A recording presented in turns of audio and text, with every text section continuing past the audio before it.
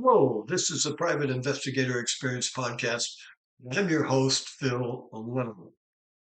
On this channel, we talk about the life and cases of a private investigator, and I also look at events out around the world that might affect us here at home, such as the October 7th massacre of the Israelis by Hamas, and then the rise of anti-Semitism, which spread around the world and in the United States with a bomb going off. It was unbelievable that much anti-Semitism was buried so close to the surface. And as I look at these things, I'm from my military, law enforcement, intelligence service, and global security background, but then I run all that through the lens of my biblical worldview. This gives me an insight that's made me a much better investigator.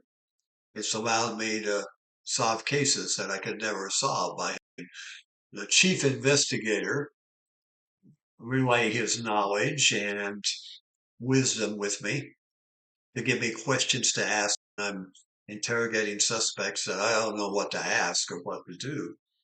So I found that it's very reliable. As I look at the biblical issues, and I submit to you, friends, whether you believe in God or not, that everything going on in our country and around the world has a spiritual undergirding to it. It all relates to spiritual things, even though you might not realize it, you might not believe in it, but that doesn't change the fact that it's there. One of the things that I've found from the Bible over the years is that it doesn't answer every question that we have. Some he will. He'll give us direct information on do this or do that. Other things, it's up in the air for us to make our own decision. He's given us free will. And there are times that he just doesn't answer. He doesn't really let us know what's coming. But in all of this, he says, I have given you signs of the times that you can look at to determine what season of life we're in. Now, remember, folks, every civilization from the beginning of time has had seasons. Seasons of life, seasons of prosperity, seasons of war, seasons of peace. We work in these cycles, and it's interesting to know that my digging and deep dive investigations, which are not the typical deep dive, you go into the underbelly, we go into the dark web, we go into places that most don't have access to, or you wouldn't do a normal investigation to try to find the source and the cause. We'll go back to someone from birth and build a target package on them up till the current time, or on a company that someone might be interested in investing in or buying. I look at this spiritual issue and events in the world with a deep dive investigative look. And if you know anything about the Bible, you know that Revelations is the story of the end times. It's one so many people have fear around Revelations. I find it's a joyous time because it's giving us insight into what's going to happen. And those that believe in the true living God of Abraham, Isaac, and Jacob are going to be protected and lifted out and then set to rule and reign with him in the time when Jesus comes back. But what are some of the things that affect the end times? Now, in Matthew 24 in the New Testament, Jesus told his disciples there's going to be wars and rumors of wars. There's going to be evil beyond evil. There's going to be a falling away of people that believe in God. There's going to be on those that love God and know God. They're trying to destroy them. And look around. What's going on in our country and the world today? But he also doesn't give the exact time. He said no one knows the exact time when this age will end. Now, folks, whether you want to believe it or not, Every age in history has come to its end. Look back over history, and you'll find that, and usually what brought the end was the people turning away from God and going to idols or false gods. So we can learn something from that. I would say when you look at the Bible, there's about 2,500 prophecies that were given in the Bible. Those that have studied this are much more deeper than I have say about over 2,000 of those has been fulfilled. Well, what is a trigger to seeing end times start? I'm listening to many Bible scholars and historians that, much smarter than I am, believe that we are moving in to at least the beginning of the end times, or some think we're moving deep into it.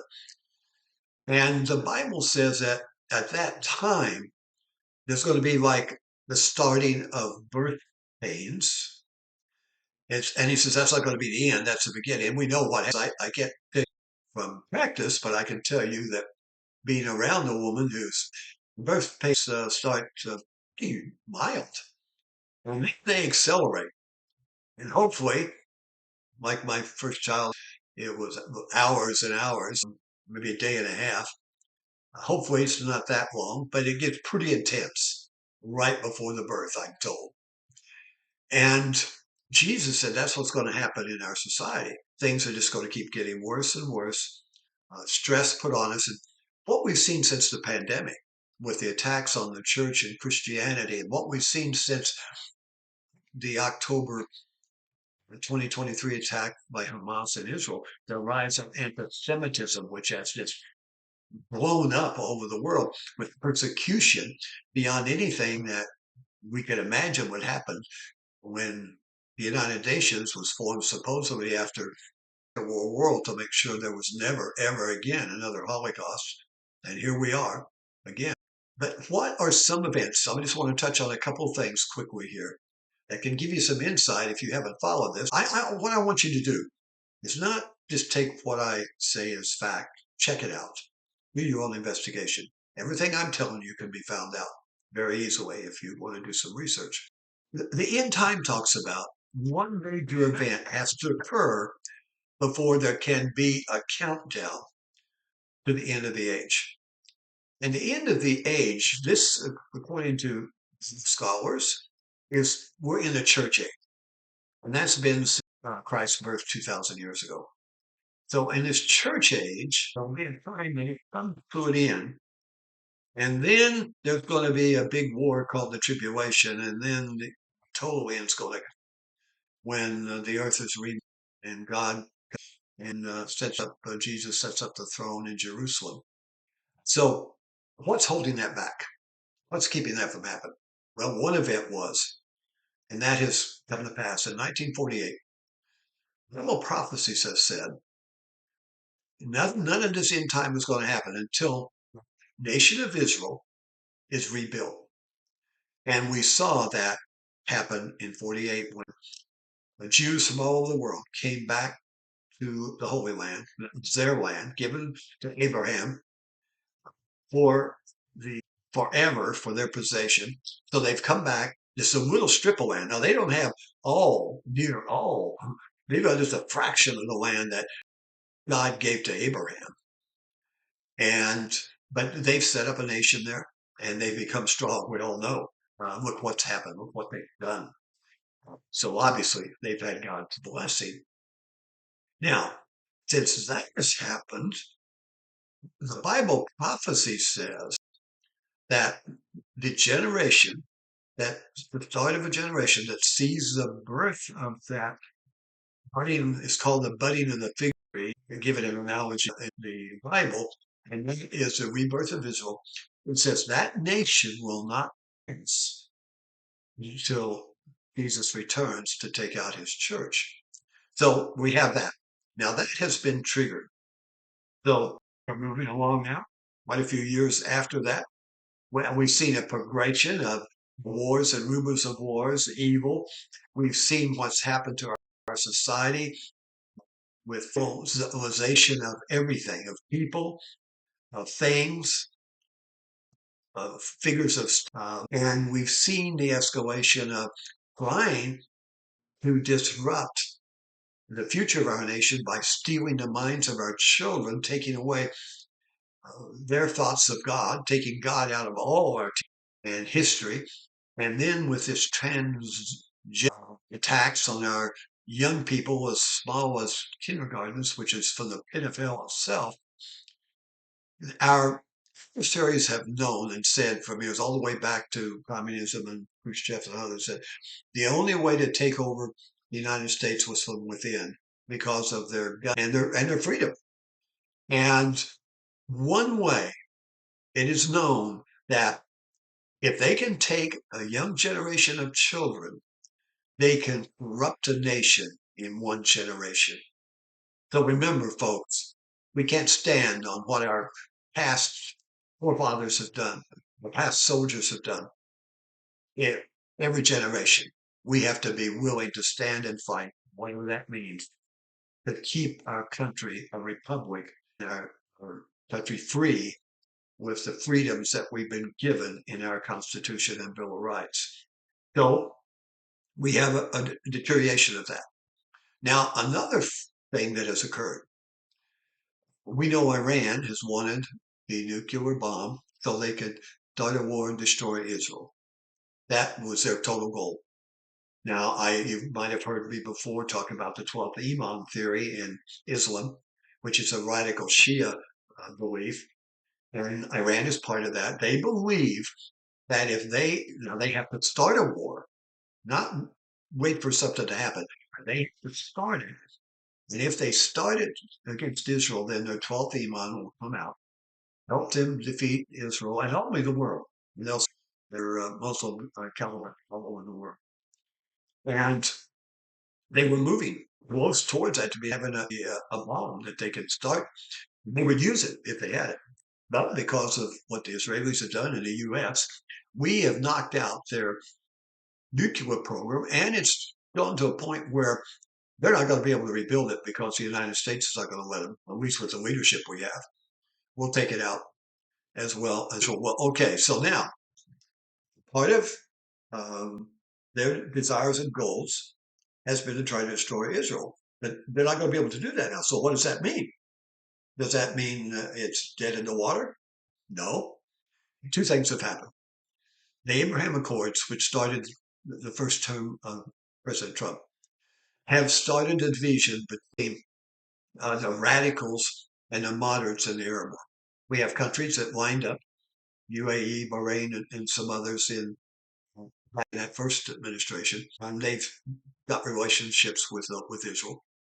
And the big one, Saudi Arabia, was being talked to and attempted to be drawn in at that point. But then we had the last administration, which destroyed everything and destroyed our country by allowing tens of millions of people in.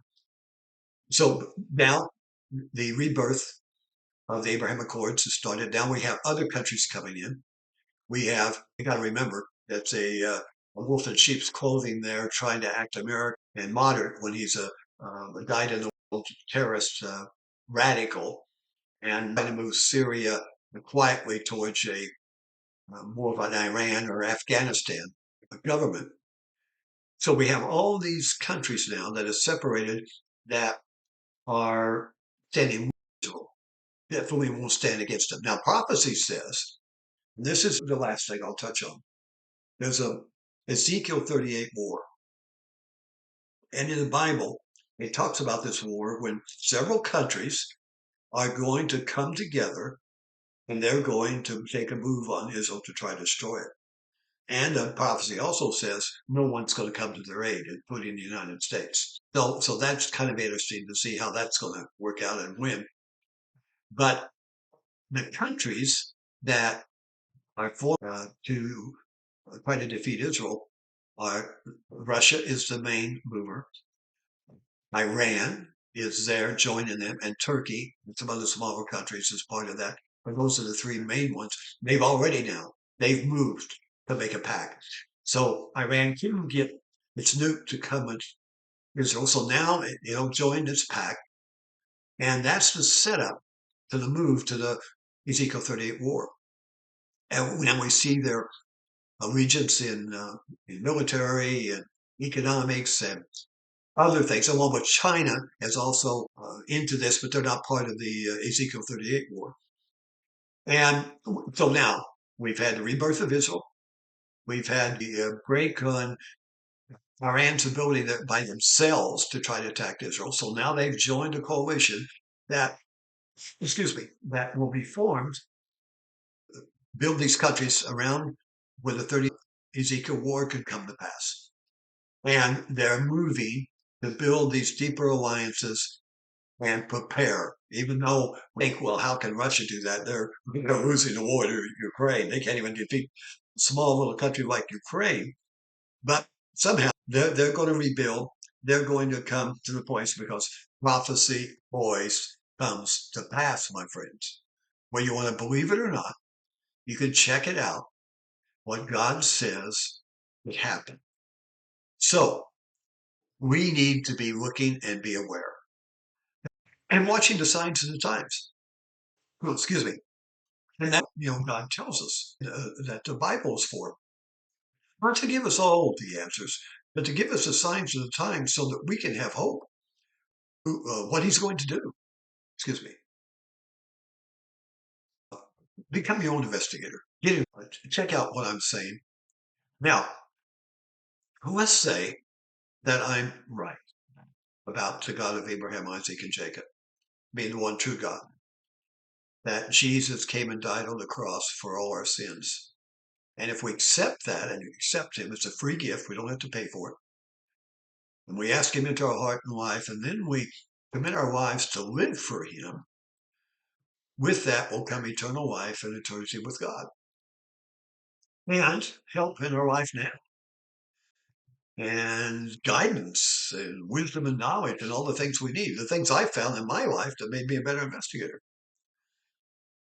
Let's say I'm right. You accept that. It hasn't cost you anything. Except your decision to follow and turning from your life to let him rule your life. But listen, you don't believe. You go your way and follow whatever God or no God. And I turn it to be right. You've lost everything. You've lost eternity. You've lost help now. And if you ultimately lose your freedom. So I encourage you, check out what I'm saying. Let me know in your comments what you think. I love hearing from people and questions and ideas and thoughts. I believe when we seek the truth, we will find it, and the truth will set us free. So, would you like, share, subscribe, and you know the drill, hit that notification bell for future posts. And you can also email me at pi777 at gmail.com. If you have any questions about private eye work or something you'd like to hear about or learn, or you have a situation in your life or family that you wonder, could a PI help me? Send me that in a summary to pi777 at gmail.com, and I'll let you know if a PI can help and how it would work. So remember, stand up, step out of the crowd, get involved in your local community, starting with your school systems. Make sure they've eradicated this DEI and social justice and transgenderism out of your school, and then rise up with whatever it takes. Run, and then look around in your city, your county, state, and the nation to see where you should be involved. It's not about a political party. A political party is not going to save any of us.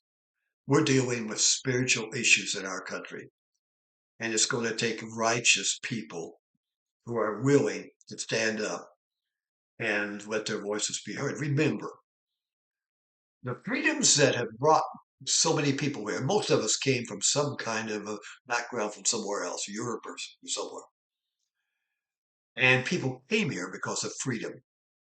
The freedom of religion they could have or have no religion. Remember, you won't be persecuted here. Ostracized or killed if you don't believe in God. As long as you don't try to force that on the rest of us and violate our free will. Remember, your free will stops where mine begins, or vice versa. And so people have come here to find that freedom. But then in recent times, we've had millions come here that want to use our freedoms against us to ultimately destroy our way of life and turn it back to the hell that they've come from, the Stone Age that they've come out of. Get that. They don't want to assimilate. They don't want to live as an American, learn our language, our customs, and blend in. They want to change us. So stand up, be counted together. We can make a difference. Yes, we can. It's not too late. May God bless you, your family, and may God bless America. Be safe till next time.